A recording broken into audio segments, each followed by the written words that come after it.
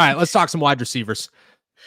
Ian Rappaport dropped a bit of a bomb over the weekend, reconfirming that the Pittsburgh Steelers are looking for a wide receiver, but the way he approached the situation and how the Steelers are approaching a situation before the NFL trade deadline is a bit surprising.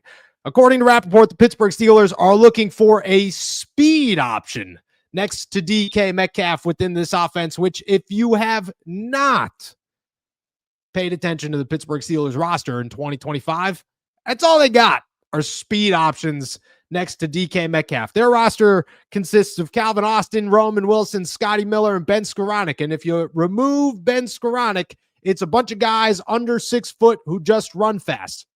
It's what they're good at. Tells me two things here. First, the Steelers had a game plan going into 2025, and that game plan has not changed. Two, they've realized that the guys that they have in place to put together that game plan are not good enough, and they need to find somebody who is good enough to work with Calvin Austin and to work with DK Metcalf and to work with Ben Skoranek and to provide that speed option with Calvin Austin to make their offense what they wanted it to be throughout the entire offseason, which, you know, I'm okay with. People are very confused about the situation in the report and the Steelers' desire for a speed wide receiver. I look at it and say they're just not happy with Scotty Miller and Roman Wilson, and they want somebody better, and they're going to get somebody better. And I think it's going to happen. It does change the outcome of who it could be, and we'll have names here in a minute, but I first want your thoughts on the report and the fact that the Steelers are looking for exactly what they already have on the roster. Yeah, that was where my head went immediately. Like, how does this make any sort of sense? May I present to you your entire roster? Like, you needn't you look far, because everything that Ian Rappaport describes is receivers 2 through 5 on the Steelers depth chart. So I'm not sure how that quite is a quote unquote need they're looking to fill, but I can understand if the statement or the rationale, the reasoning is, well, we aren't quite satisfied with this group of speedy receivers. We need players who are fast, but also can bring in improved route running or can be a better complement on the outside opposite DK Metcalf. Like that, I understand, but just describing it as like a sort of like, oh, they're just missing that speedy wide receiver that Aaron Rodgers loves and covets. It's like, well, that's just simply not the case. So it was a little bit of a kind of reaction, but when you look at some players who might be available and some players who might maybe fit the bill of a speedy wide receiver, it's not all that crazy or not a huge departure from some of the names that we've talked about before and some of the players that are generally being talked about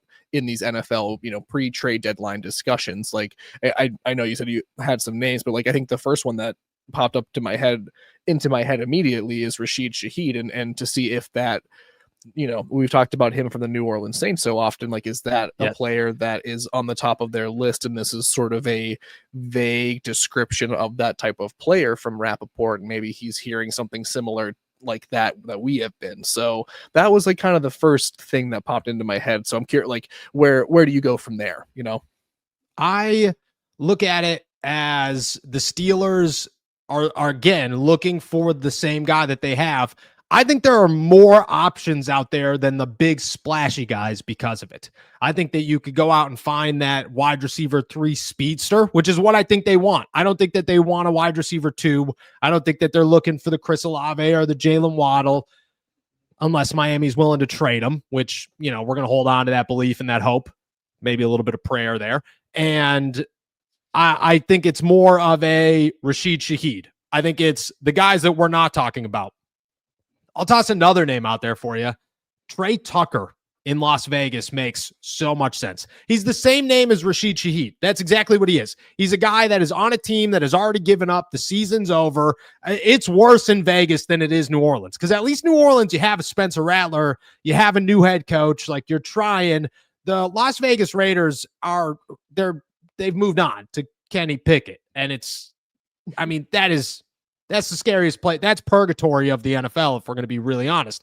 Shout out to Kenny. But you have to look at it and say that's a team that's ready to sell house. They got to be giving up everything. There's just no reason to hold on to anything. Your season's over. You've moved on from your quarterback already. Your head coach is old and you signed him to rebuild a roster. All right, start rebuilding it. The best way to do that is through the NFL draft. Trey Tucker is a speedster. He is another Calvin Austin, and I think a little bit more talented than a Calvin Austin, or has a little bit more upside, I should say. I think, to me, makes a lot of sense for the Steelers and would mesh really well into an Arthur Smith kind of gadget offense that he's running, and, you know, potentially add a spark that I think the Steelers could use. But him, Rashid Shaheed, I think topped my list right now. You wrote a story today with a couple other options. What were your other two? Yeah, Trey Tucker was also on that list. He makes a ton of sense. Almost 400 yards already too on the season and 4 touchdowns. And I think the one upgrade over Calvin Austin that I feel is definitive is he's clearly a better route runner. And I think in that, as good as Calvin Austin is and as quick as Calvin Austin already is, Trey Tucker does seem a little bit more refined in that entire route tree. And I think he would be a little bit more of an immediate plug and play too to this Arthur Smith offense, like Noah sort of alluded to. The other one I threw out here is, and maybe less likely, but you know, it kind of took me by surprise, but like Tyler Lockett is still playing in the NFL. What is up with that? Very interesting. 11-year veteran. Does he have anything left in the tank? I don't know.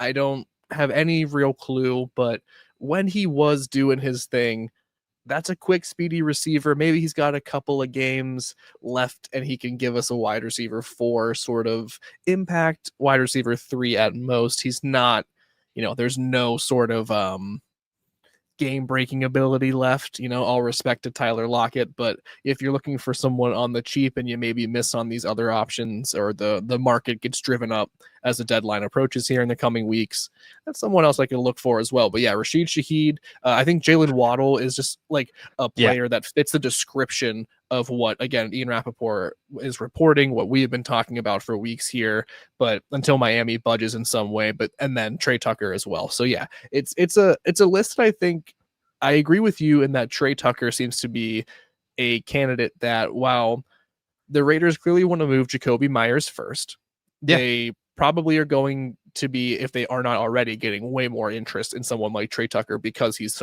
younger, he's 24, and he has a little bit more control, and he's cheaper. So, you know, if I'm the Steelers, maybe that's a player I've been circling and hoping no one notices. Let me lay out an order here of the guys you just named and tell me if you agree, disagree, where you kind of sit with it. Mm-hmm. In terms of guys most likely to least likely end up in Pittsburgh, Trey Tucker's first on my list. Number 2 is Rashid Shaheed. Number 3 is, I'm telling you, it's Jalen Waddle. And number 4 is Tyler Lockett. I think old dudes, like, valuable, but also like comfortable, you know, like Tyler Lockett he'd love to reunite with DK Metcalf. I think that'd be a blast. It'd be super cool. But like, the Steelers aren't calling and being like, hey, what could we get you a 5th? It's like, no, can we give you next year's 7th conditionally for Tyler Lockett just because your season's over? And Tennessee's either going to be like, we respect Tyler Lockett, or no, we want weapons for our rookie quarterback and we're not giving him up, which I think is a 50-50 shot. I think it's Trey Tucker, Rashid Shaheed, Jalen Waddle, Tyler Lockett in that order would be the 4 in order, and how I think they could end up in Pittsburgh. Yeah, I think that's a totally fair list. I think I'll swap Shaheed and Trey Tucker. I think it's way more likely that Shaheed gets moved than Tucker, because again, I think Jacoby Myers is probably the one who's going to be the first domino to fall with Las Vegas, and I think until that gets situated one way or the other, either an extension or a trade that happens with Jacoby Myers, I don't think a Trey Tucker deal will happen. So Rashid Shaheed feels like the more likely option. Also feels like a little bit more explosive to me, and feels like you can get him as more of a weapon in other situations. And the only other thing I'll say is I don't think Tyler Lockett is like a very viable option but the connection that he has to DK Metcalf feels like some weird stuff that the Steelers might link into. You never can discount the relationship aspect of the NFL. And I think Jalen Waddle is basically untouchable right now, too. It seems like the Dolphins, despite the imminent firing of Mike McDaniels to come, are going to stick with Jalen Waddle as one of their core players. So if that, unless that changes in the next 2 weeks, I think it's probably an impossibility for him to come to Pittsburgh. I agree with it. And I'm going to repeat it one more time, just for the people in the back. When Jalen Waddle ends up in Pittsburgh, just, remember the only person in the world who had any belief that the Pittsburgh Steelers could end up with Jalen Waddle, any of them, any whatsoever. But every night I just go, yeah, we're getting closer. We're getting closer. You're getting closer when your quarterback gets benched in the middle of a game, or near the end of the game, I guess. And your head coach says, no, there are no changes and all trade rumors are false. You want to know who says that? People who are about to make trades and bench their quarterback and probably get fired. Just saying.